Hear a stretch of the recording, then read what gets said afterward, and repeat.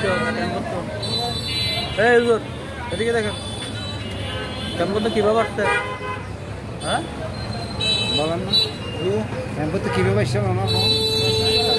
হ্যাঁ হাতগুলো আসে আমরা ক্যাম্প বলা জ্ঞান মাদিয়া ভালো খালি আমরা হেমাজির নাম কিনা আমরা আসছেন না কতদিন ওনারা তো চেক করছে ওনারা না ধরে নীতি বেলা মারা না চেক তো আর হাত বেঁচে যাই তো চেকর মাঝে তো আর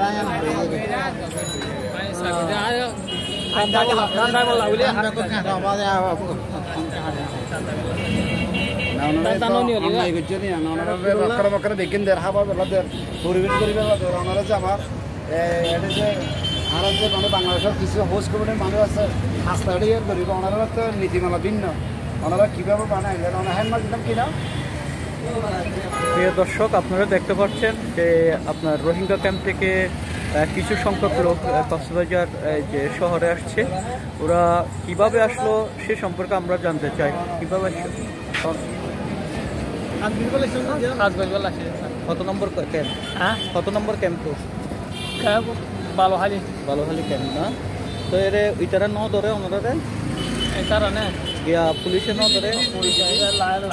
এটা হলো চুক্তি করে শুনবে গাড়ি লেগে ডাইরেক্ট আগে এনে হ্যাঁ ওনারা কীভাবে এসছে অনেক কীভাবে এসছে দেখুন এক গাড়ি করে আসে দেখুন কি এক বলো গো দেখুন একে বলো গো ওনারা হেমাজির নাম না জানো ওনারা এতদিন মান আছে মানে 5 বছর 6 বছর অসুবিধা হইলে আল্লাহ ব্যবস্থা করে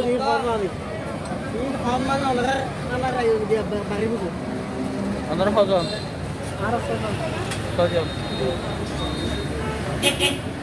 এটা কি করিবেন এখন